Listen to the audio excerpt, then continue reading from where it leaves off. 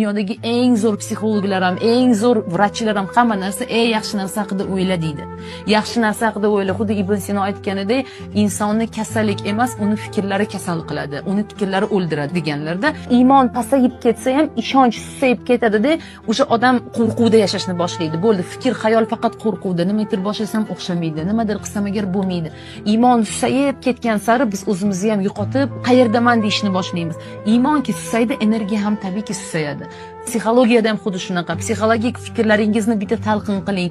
Qayerda yashayapsiz? Agar fikrlaringiz, xayollaringizda faqat o'tmishda yashayotgan bo'lsangiz, agar o'sha kovlab qaysidir o'tib ketgan zamondagi bo'lib o'tgan voqeani, yo kelajakda doimiy xavotirda nima bo'larkin, o'xsharmikin, pulim tugarmikin, pulim bo'larmikin degan xavotirda yashaysiz ham, tabiiyki butun energiyangiz shu narsaga ketadi. Energiya bu hamma narsa. Sizni diqqatingiz qayerda bo'lsa, bilingki energiya o'sha yerga ketaveradi va o'sha narsa hayotingizda ko'payadi.